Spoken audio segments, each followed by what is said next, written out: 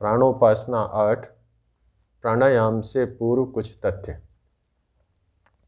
प्रच्छर्दन विधारणाभ्याम व प्राणस्य योग सूत्र प्राणायाम का आधार है।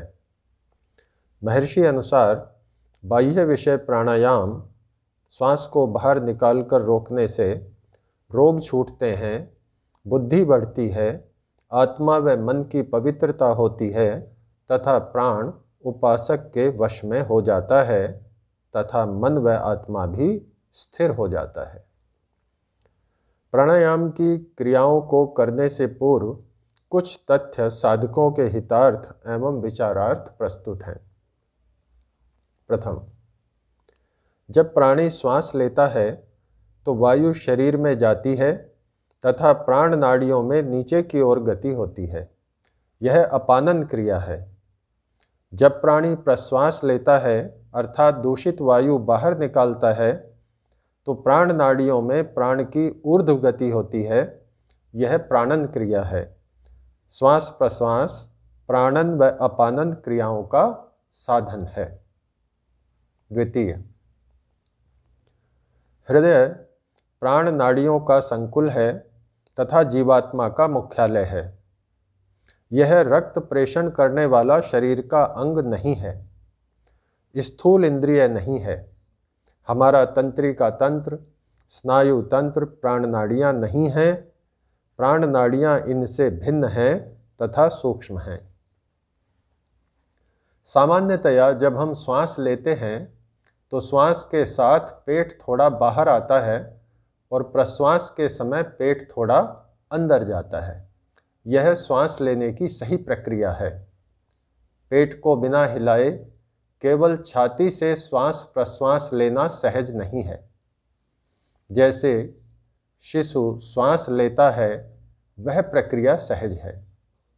स्वामी सत्यबोध जी महाराज के अनुसार यदि श्वास क्रिया ठीक नहीं है तो कुछ दिन अभ्यास कर साधक को प्रथम इसे ठीक कर लेना चाहिए। प्राणायाम करते समय शरीर या मन में अवांछित तेजी, चंचलता नहीं होनी चाहिए। प्राण क्रियाएं बिना जल्दबाजी के सहजतया करनी चाहिए। जल्दी से संख्या पूरी करनी है या ज़्यादा संख्या में करने से प्राणायाम की सिद्धि शीघ्र होगी या ज़्यादा लाभ होगा, इस तरह के विचार त्याग देने चाहिए।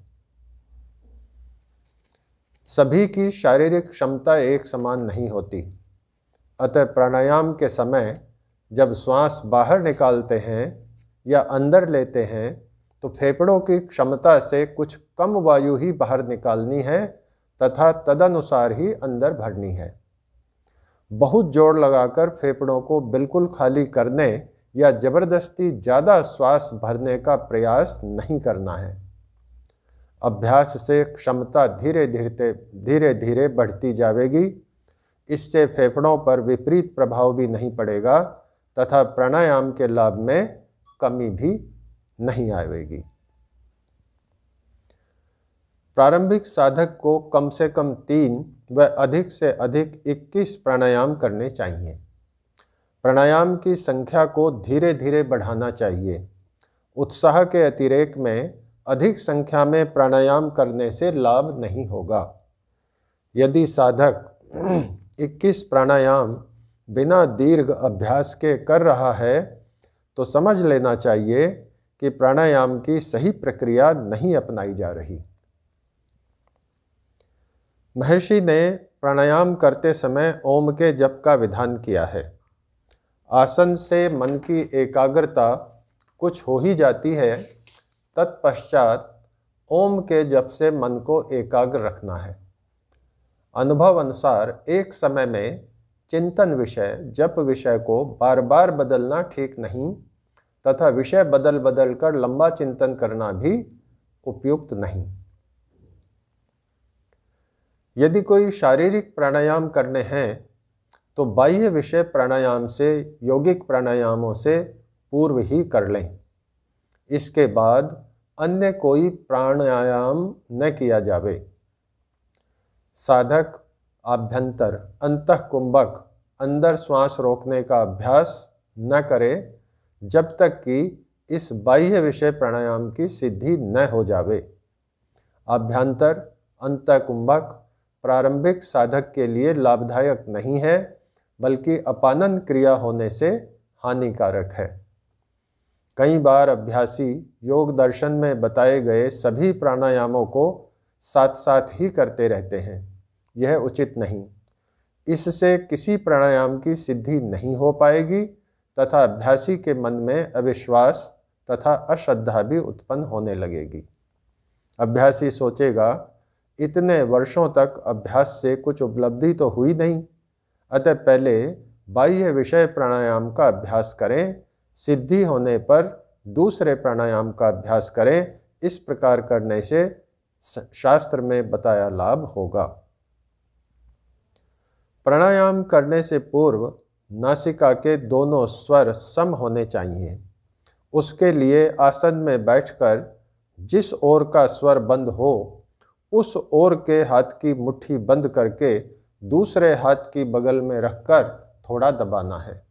मुट्ठी बांधते समय अंगूठा अंगुलियों के अंदर रहेगा तथा बगल में दबाते समय अंगुलियां ऊपर की ओर रहेंगी। थोड़ी देर दबाएं, स्वर न खुले तो पुनः दबाएं। यदि विषम जुकाम आदि नहीं है तो बंद स्वर खुल जाएगा तथा दोनों स्वर चलने लगेंगे। बिना स्वर सम किए प्राणायाम करने का कोई लाभ नहीं होगा। उच्च कोटि साधकों द्वारा यह स्वर सम करने की प्रक्रिया बताई गई है। प्राणायाम करने के लिए आसन पर बैठें। स्थिति बनाकर धीरे धीरे कुछ श्वास ले लें, जिससे यदि श्वासों में तेजी हो तो वह समाप्त हो जावे तथा श्वास बिना प्रयास सामान्य चलने लगे। श्वास लेने में कोई श्रम न लगे। तत्पश्चात बाईं नासिका से धीरे धीरे अंदर श्वास लें तथा अंदर बिना रोके दाईं नासिका से धीरे धीरे श्वास बाहर निकाल दें। बाहर भी नहीं रोकें। दाईं नासिका से श्वास अंदर ले में व अंदर बिना रोके बाईं नासिका से बाहर निकाल दें। श्वास न अंदर रोकना है न बाहर। जब प्राण क्रिया को समाप्त करें उस समय बाईं नासिका से ही समाप्त करें, दाईं नासिका से नहीं। तेजी से या झटके से श्वास नहीं लेना छोड़ना, बल्कि धीरे धीरे लेना व छोड़ना है। इससे प्राण नाड़ियों का शुद्धिकरण होता है। इस क्रिया में हाथ से नाक को नहीं पकड़ना, बल्कि विचार से ही बाएं से दाएं, दाएं से बाएं श्वास लेना व छोड़ना है। महर्षि ने ऋग्वेद आदि भाष्य भूमिका में उल्लेख किया है, बाल बुद्धिभिर अंगुष्ठाभ्याम नासिका छिद्रम अवरुद्ध्य यह प्राणायामः क्रियते स खलु शिष्टै त्याज्य एवास्ति। इन दोनों के आने जाने को विचार से रोके, नासिका को हाथ से कभी न पकड़े, किंतु ज्ञान से ही उनके रोकने को प्राणायाम कहते हैं।